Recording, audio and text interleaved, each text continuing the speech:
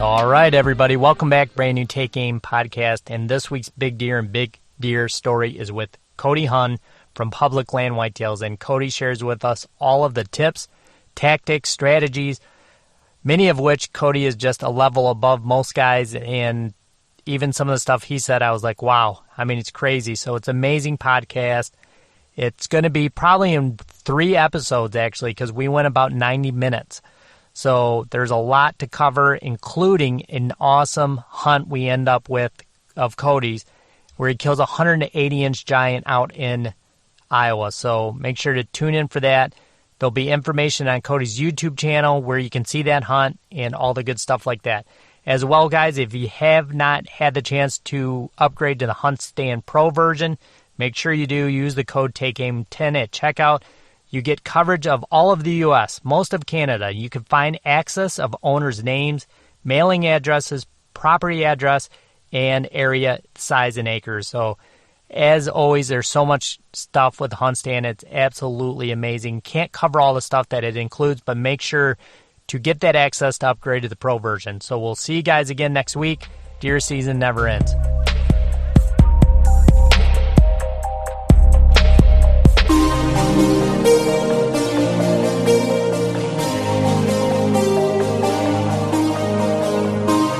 All right, boys and girls, we are live, brand new Take Aim podcast. Excited to be back in a new show, and excited to be with Cody Huhn from Public Land Whitetails. And what's happening, Cody? Oh, nothing much. I'm excited to be on the show. This is exciting for me. Yeah, awesome, man. Excited to have you, and excited to talk about. We're going to talk about a really big deer that you killed, but we're going to talk about kind of pre-scouting and scouting and hunting some public land. And I know me and you talked a lot yesterday, but man, you've kind of really found a niche in what you do in hunting public land, and I just kind of want to get started with that. So let's pretend it's like 2020, even though I know it's 2021, Cody, but let's start with what you would do at this time of year and kind of leading up throughout the year, phase by phase, and ultimately we'll end it with killing that monster deer you killed that was what, in the 180s? Is that correct? Yeah, he green scored basically right at 180. Wow. And that's your biggest buck of your life, right?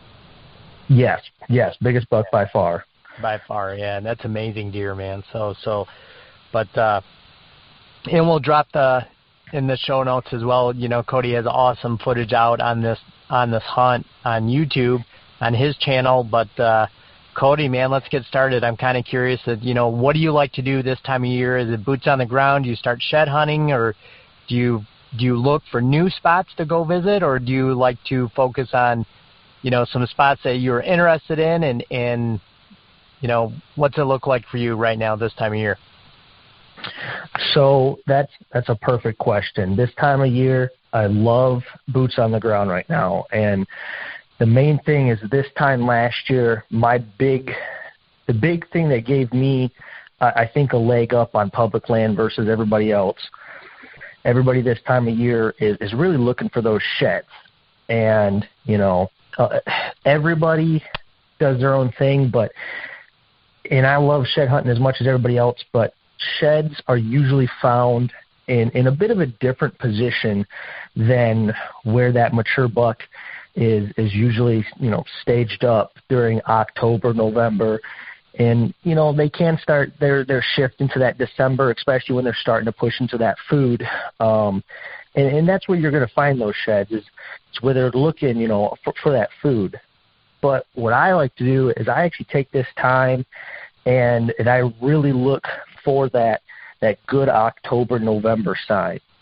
And that really gives me the advantage over, I think, a lot of other guys on public land, because they're out there and they're picking up these sheds and they're finding these December beds and, this is great sign, this is good, a good area, when in reality, they could be as much as a half a mile away from where that buck actually wants to be during, what the majority of what a lot of people hunt them at, during that bow season and even into those, the Iowa shotgun season. So this time of year, I'm really out there looking for more of that sign. And that's a big reason why I have very few sheds in my collection, because I'm just not out there shed hunting when everybody else is. I would rather go out there and find those big rub lines. I'd rather go out there and find those spots where I know, early, late October, early November, where that mature buck is really going to be. And I think that was a big part in understanding the location and kind of the rough area as to where these mature bucks are just, higher. There's a higher population of them. And I like to look at harvest numbers. I like to look at, just prior experience with talking to neighbors and other people. And I start once I comb through an area, I use that and all my scouting knowledge earlier in the season to draw big circles. And what I mean by big circles, I'm talking like 50-mile circles. And when you get those 50-mile circles and you start pin dropping, I heard there was a rumor of a big buck in this area. I heard so-and-so's farmer's friend shot a big buck over here. Sometimes, blah, blah, blah, blah, blah, blah, on blah, blah, blah TV show, shot a buck, 30 miles that way. And when you break it all down and you start putting pins on the map, you can really narrow it down to areas that not only you need to start looking for that, October, November sign, and then start looking at areas that you have access to, whether that's public land or permission, and you can get it down to areas that you'd be surprised you wouldn't think are necessarily areas that you would want to be hunting, but in reality, those are areas that can hold just great bucks, multiple great bucks, and so that's the first step for me. So Cody, when you say that, I assume, which kind of like a lot what I do, is I say I'm shed hunting, but I'm really scouting, and I'm scouting for the previous season, like you said, and moving into the future, because for some reason that sign, as you know, Cody, it's going to communicate to this next year. It's going to tell you, like, hey, there's a reason there is a rub line on this ridge, or there is a bunch of scrapes on this ridge or this bottom. And so I like to spend a lot of time doing that, and maybe I'm just a really bad shed hunter, but man, I love to look for rubs and scrapes. I love to look for trails and potential, entry exits and what winds they're using, off those areas. So when you do that, Cody, this time of year, is there some other key you're looking for? Are you looking for, like, right off the bat, are you looking for like a bed to feed or feed to back to bed, or what is it besides the physical sign that you see, like a rub, that you're looking for? Yeah, so when I get into an area, there's so much more planning done back home with my computer, running multiple different mapping systems and tools and the apps and there's so much more of that done back home. I would argue that there's probably more time sitting at home behind my computer actually kind of planning things out than there is boots on the ground in a like a specific location or for a specific location. And what I mean by that is, when I find an area that I've marked out and I've gone and put boots on the ground and said, yes, this is an area that I'm interested in. While I'm going through the area, I'll put pins down on maps and say, this is a spot, there's heavy trails here, or here's a pinch point here, rub line here, and I keep all that information. And when I get back and I get on, on my aerial maps, I start looking at that and I start putting it all together. And when I'm doing that, let's say there's a good ridgeline rub, and you wanna hunt that ridgeline rub. Well, the problem is you just can't always do that. Sometimes, the wind direction is just favored. No matter what you do, that mature buck has just favored that ridgeline, because no matter what, the wind will swirl there, or when he's using that ridge line, he's always walking into the wind, and it's set up for him. And that's the main thing that a lot of people got to, really understand about mature bucks is they're not out there to effectively get themselves killed. They're out there, they're intelligent, and they're going to do everything in their power to stay alive.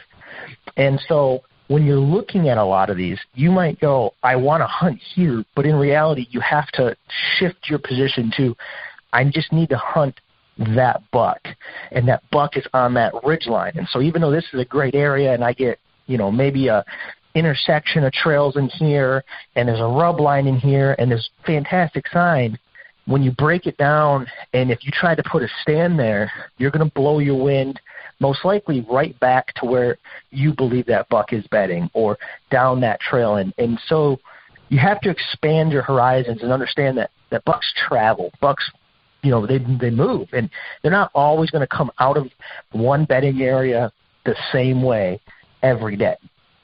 And the thing that I like to do is I love to find those slightly off wind spots. So maybe that ridge kind of curves, kind of winds up a little bit. Maybe that's a little farther down the ridge, a little further up the ridge. And when you get that wind that just slightly off center, just slightly off kink, what can happen is, even though you're playing that edge, that buck, he's doing everything correct. He's walking into the wind. He's scent checking. He's doing everything he's supposed to be doing to keep himself alive. But with that wind just slightly off center, because you're using the terrain to your advantage on that one tiny piece of that ridge that might just jut out 20 extra yards, that's where you'll end up killing a mature buck, especially on public land, because these public land bucks are arguably, more educated and more intelligent than some of these private land bucks, because they're hunted harder, and they're in areas that are just, rife with other hunters all year long. And so those are the things that, for me, I look for. It's so hard to go into big detail about it because it's so situational for me. It really comes down to every situation is unique and different, and the main thing when I'm looking at it is I just try to find, once I find a good sign, I just find where I believe they're bedding, where I believe they're moving to a food source, and basically just look for where I can put a stand with that just slightly off-center wind and how I'm going to access that stand. And sometimes, it's a holy grail. It's there. It's going to work, and everything's great. And then other times it's a game of, well, how can I get in there and how can I not? And sometimes areas are just the best areas because you can't get in there, at least not effectively. Yeah, that's very true.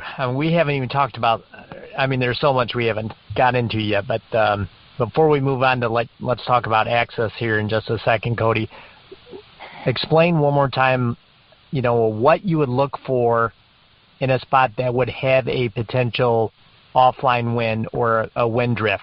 So, is it off a ridge, off the edge? Is it a saddle in a ridge? But is there something you can find in a map that makes you believe, like, hey, this is, going to have a little off wind where I can cheat this system a little bit here?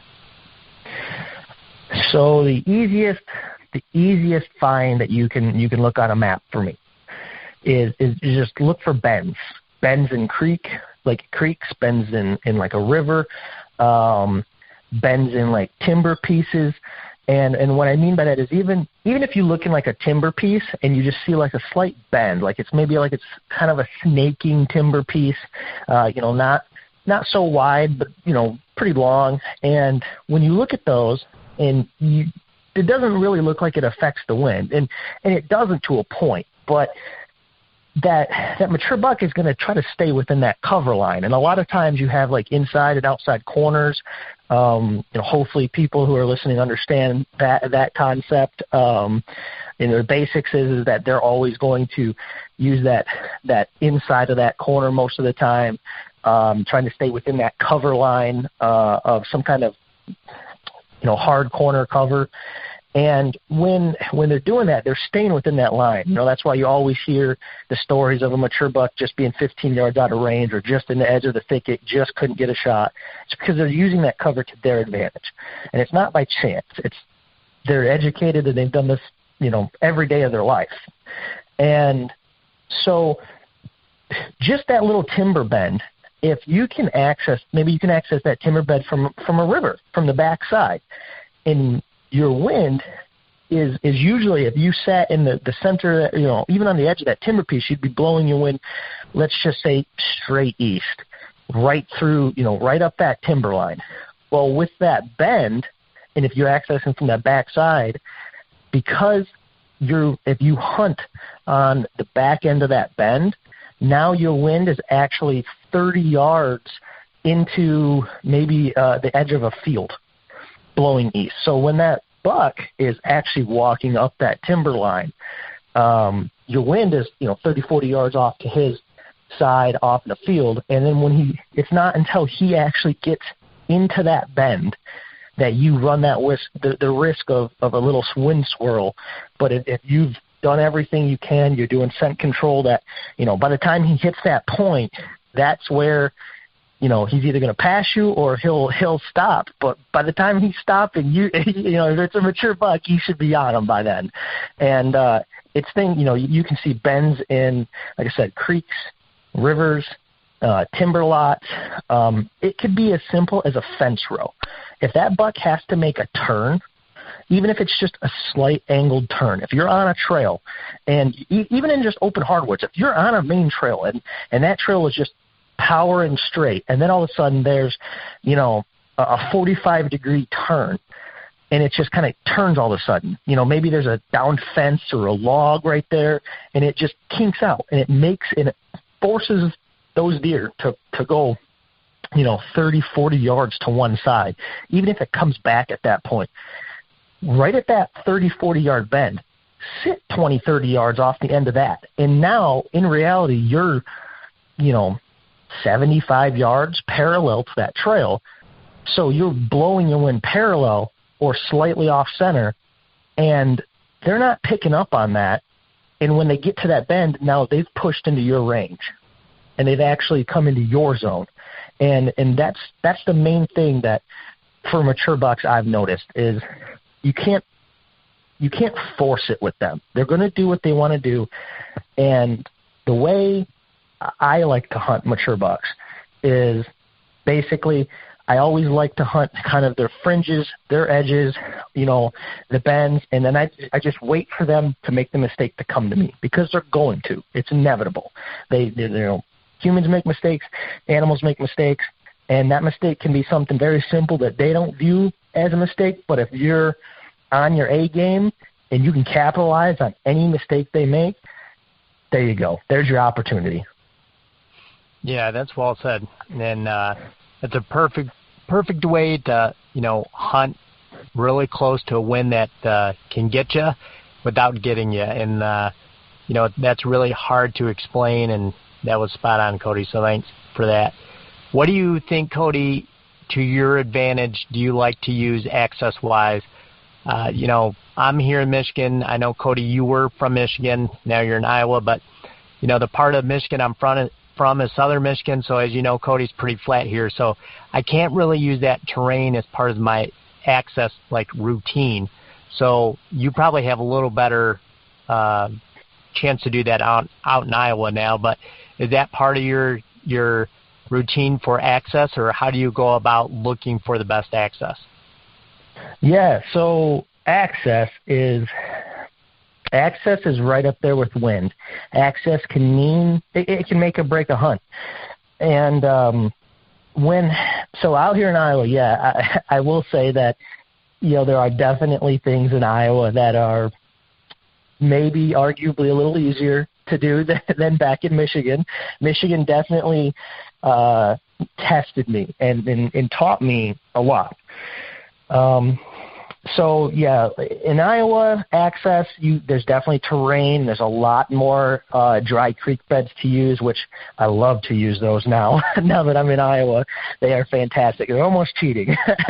But back in Michigan, what I really liked to do back in Michigan was, the area I was from and even the public land that I hunted was they were all small parcels, 10 acres here, 15 acres here, 25 acres here.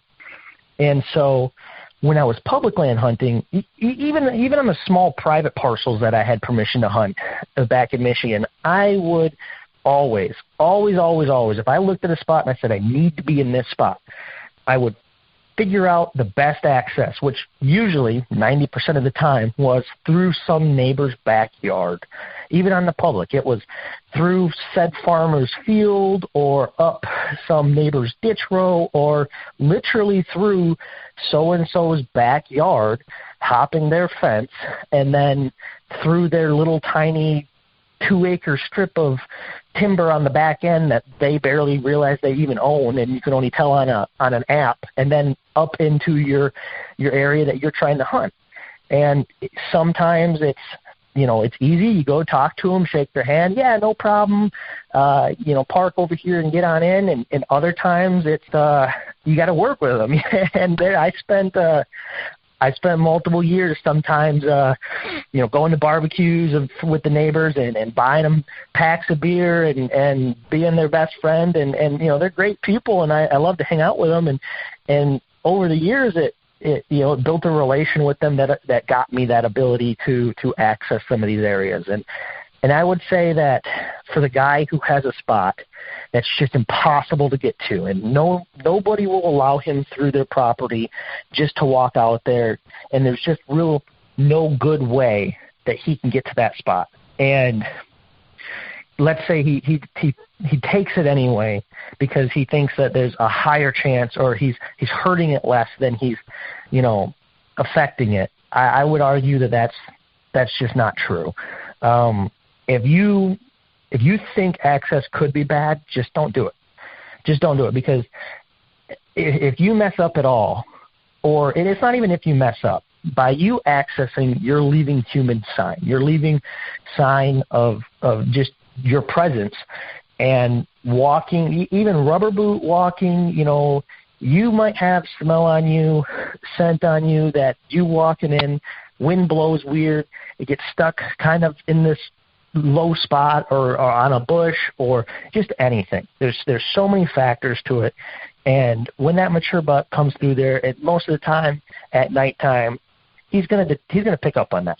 He's gonna know you've been there, and that's just gonna throw him off.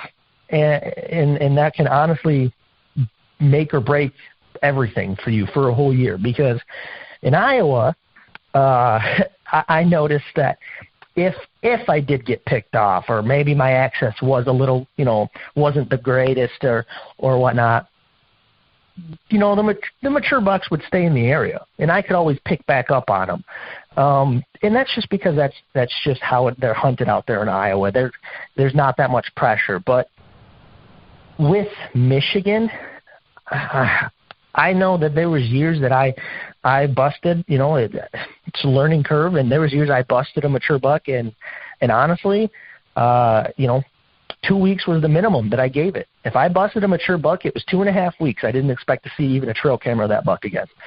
And then when they did show up, it was usually nighttime. And there was times where, it was one and done. I had areas, sanctuaries that I had left for them, or got permission on areas or new areas of public that nobody really hunted, and had pictures of a buck, knew he was in there from the summer, and went in there, and I flubbed up and never saw the buck again. So wind and access are probably the two main things. I would say if you don't have one of those, just don't go. Just don't go, because you never know when you're sitting there and you find another way. Or you never know when you're sitting there and you realize, hey, this buck, so-and-so neighbor, on the other side of the road over here says he keeps getting pictures, and there's a little strip of public over there, or I can get permission from this neighbor over there. And yes, your odds aren't fantastic, but your odds are a lot better with a perfect wind setup and access over there than they are in a bad wind, bad access in his bedroom. Yeah, that's very true for sure. And that's such a great point. to just kind of not rely on some of the designated parking areas. You know, if you can go out and still kind of use that old saying, knock on doors, and maybe get a better access route, by all means do it, because it's Cody, as you just said it can be an absolute game changer. And I think a lot of people kind of forget that when trying to approach some state land. And, man, that's such a great point. You know what I mean? It's awesome. And, you know, sometimes, you know, it could be a huge block of timber or a huge block of CRP with some timber, and there's one parking, and it's, you know, you're a mile and a half away from where you want to hunt.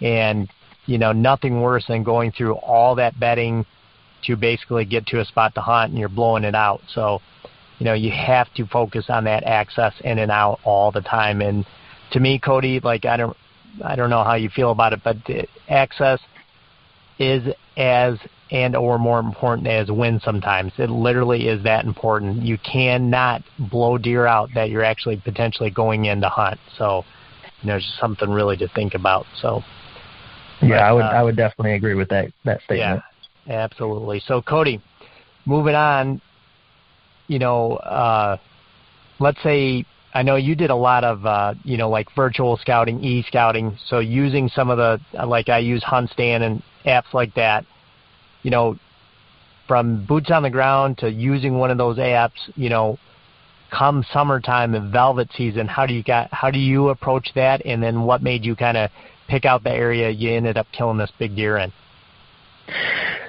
So when I was doing all my scouting, you know, just looking at fields and crop rotations especially, that's where mainly I was doing my velvet filming this year. And you know, just going around and honestly scouting any and all bean fields within a quarter mile to even up to a half a mile away of certain pieces. It just depended. For instance, there was a piece that you could only hunt the far western side of it, and the rest of it was a game preserve. And on the eastern side, there was big ag, and the big ag there was a lot of you know, soybeans. So I was filming those soybeans, and a lot of people, oh, that's half a mile away, you know. Well, yeah, it's half a mile away, but that's summertime, and I had many of the bucks that I velvet filmed in those fields all the way over and even further to the west on the other side of where the public was that you could even hunt on the other end of the game preserve. So I would say if you've kind of keyed in at an area, you've seen that there's good sign in this area, and you like what you're looking at on the aerial maps, pick out that spot, half-mile circle, and then just start, you know, I would say just start scouting the bean fields in the summertime. And that's going to give you, at the very least, a rough idea of a potential cruising buck in that area. That's a very realistic, at least, cruising buck. And so, you know, even if nothing else, even if you're sitting there and you never see any of the bucks that you velvet filmed, you got good footage, one, and two, at least you might have a chance of a cruising buck coming through. So, you know, that hope is still there. That hope is still alive of, you know, that buck coming from where, you know, wherever he was, quarter mile away, even like I said, a half a mile away potentially, and coming through that area. You know, they can move extreme distances in the nighttime, and so really for me, that's how I like to approach that end of it. It sounds simple, and it kind of is. It's just you find that good food source. Sometimes alfalfa fields work good. I know back in Michigan there was a lot of alfalfa fields, and in the summertime I'd catch a lot of bucks out in those as well. And you know, you just kind of find your area that, or the food source in your area that you know they hit hard in the summer, and you know, put a pin in those fields and go check them out. You know, every night after work. That's what I always did. If I had a chance, I was always looking. You know, didn't matter. I'd get out of work and I would drive 2 hours and get to a field half hour before dark. And even if it just gave me one drive by that field, if I could drive by that field and go, there's a good set of antlers out there, just mark it down. And at least you know, hey, there's bucks in this area, and I have, you know, a spot a tenth of a mile, a quarter mile away that I'm able to hunt. He's a potential target. Yeah, that's a great point. I mean, how many times, it seems obviously in the summer, Cody, but how many times have you gone into a bean field and seen, let's say, 3 to 6 bucks, and you're like, well, that's my field or my field edge, I can hunt there. Well, come hunting season, you don't have all those bucks back on your camera or have made any kind of sightings of them from, the car, bino. So those bucks, it seems, like you said, it seems so simple but so true, they have to go somewhere. So, one of those bucks at any point, I think it's relatively very easy at a half mile, 3/4 mile away at any spot. Like you said, you could see one up and cruising. So, as soon as you see that, Cody, you were saying you pin it, and do you kind of take notes of which buck that was or maturity levels, or how do you go about that? Yeah, and actually that's perfect. I was kind of wanting to get into that. So kind of going off of what you were saying there, to lead into the maturity level and whatnot. With any kind of, I would argue in Michigan, it's almost like they have to mature a little faster, at least mentally, maybe not physically, and they still might not have the biggest horns, but they're pressured harder, so they have to mature a little faster. In Iowa, I would say it takes them another year or so to get to this point. But the main thing is mature bucks, or just any bucks, they need different things during the summer that they do in the fall. In the summer, they're really, they're trying to grow their horns, trying to grow their antlers, and they're really looking for those spots where that wind comes, off field edges and kind of blows through maybe open timber, and it gives them the ability to keep the bugs off of them. They want to sit in that shade. They want to be near those food sources for that, just the ease of access. And so if you're looking at a field and you go, oh, I have 6 mature bucks out in this field.